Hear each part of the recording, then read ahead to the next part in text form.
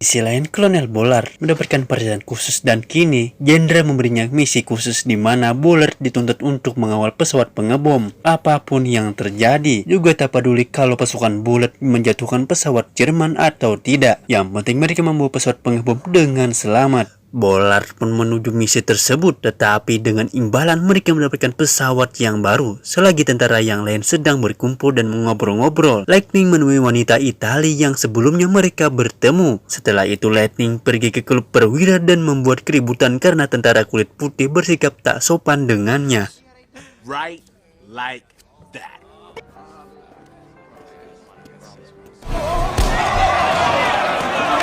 Karena ulahnya, Lightning pun dimasukkan ke dalam sel isolasi. Jadi Ace datang untuk mengingatkan Lightning agar menjaga sikapnya dan agar tidak mudah tersulut emosi. Namun Lightning malah melawan balik sehingga Kolonel harus turun tangan untuk berbicara dengan meskipun kelakuan seperti anak pung tetap menganggap sebagai pilot terbaik dan mereka tetap membutuhkan pilot seperti Lightning.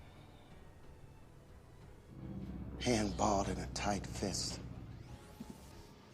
They let you out, huh? Bollard lalu membuat pertemuan dengan tentara yang lain untuk membahas rencana misi berikutnya. Sebab keberhasilan mereka pun tak diukur dari banyaknya musuh yang mereka kalahkan, melainkan banyaknya pesawat pengebom yang masih bertahan karena mereka kawal. Kolonel Bollard pun juga memberitahu mereka kalau pasukannya akan mendapatkan pasukan Mustang P-51 yang merupakan pesawat terbaik angkatan bersenjata Amerika Serikat. Lalu mereka mengecat ekor pesawat Mustang P-51-nya dengan warna merah agar bisa dibedakan. Karena itulah mereka menyebut pasukan mereka dengan pasukan ekor merah atau retail.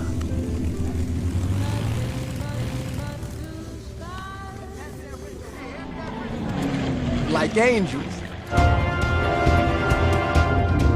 Singkat cerita, saat pertempuran di udara, para pilot pesawat pengebom baru sadar kalau pasukan yang mengawal mereka itu semua kulit hitam. Jadi ia memberitahu pilot yang lain agar tidak berharap banyak dari mereka. Meskipun begitu, pasukan ekor merah tetap setia pada rencana dan meminta para pengebom menyelesaikan misinya. Tapi saat mereka akan kembali ke markas, pasukan Jerman mulai menyerang mereka. Serangan itu juga membuat Junior menjadi sasaran empuk. Jadi Kompi menyuruh Junior untuk keluar dari pesawat untuk menyelamatkan hidupnya sebelum pesawatnya meledak.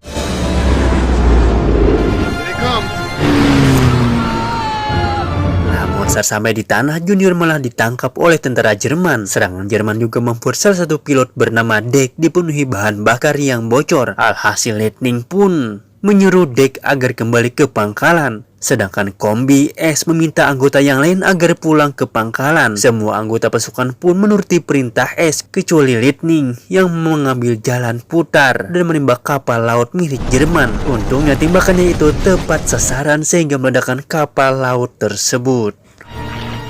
Easy. I got blood all. Go back on your stick.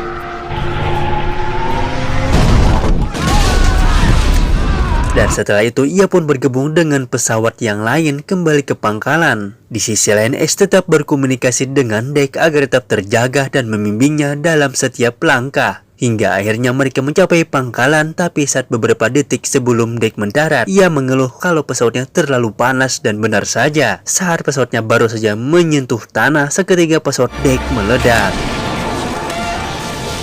I'm not ready. Just relax. Just relax.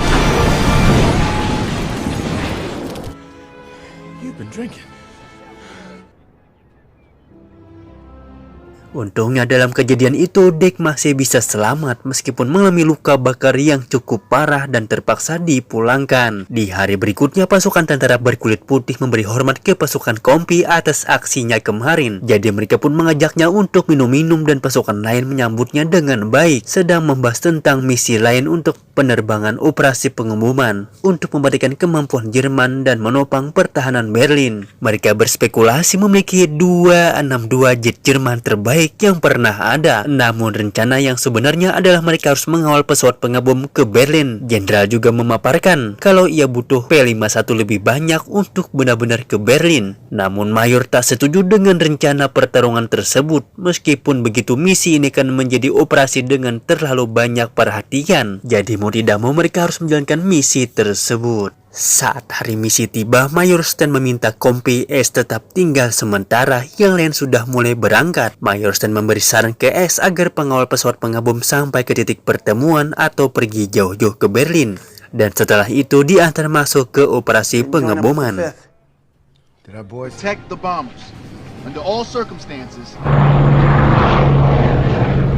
Sen kemudian menunjukkan pertempuran misi pertamanya para anggota Retail, berbicara tentang peluang mereka. Kompi lalu menekankan kalau mereka harus mengambil jarak untuk melindungi para pengebom.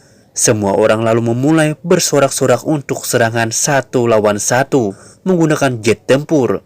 Khususnya seperti yang dikatakan sebelumnya, 262 memang melakukan misinya yang terbaik dan menyerang para sekutu tanpa belas kasihan.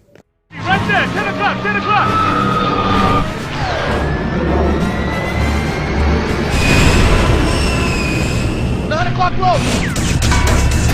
Satu persatu pesawat sekutu pun mulai berjatuhan. Salah satu pesawat pengebom juga mendapatkan serangan dari Jerman dan akhirnya putar balik. Jadi S pun meminta salah satu anggotanya untuk mengawal pesawat pengebom itu. Sedangkan Lightning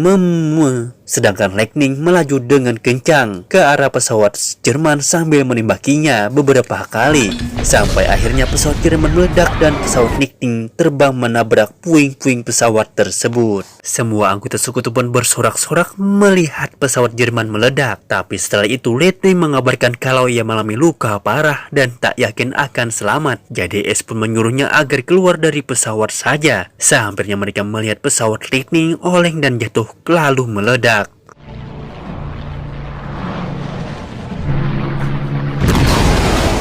Setelah peperangan tersebut, pasukan Retail kembali ke pangkalan di mana mereka memberikan penghormatan terakhir untuk Lightning sebagai pilot kemampuan terbaik. Film ini kemudian ditutup dengan kembalinya Junior yang membuat semua orang terkejut dan kini Junior resmi dipanggil dengan nama panggilan aslinya yaitu Reagan. Dan film pun tamat.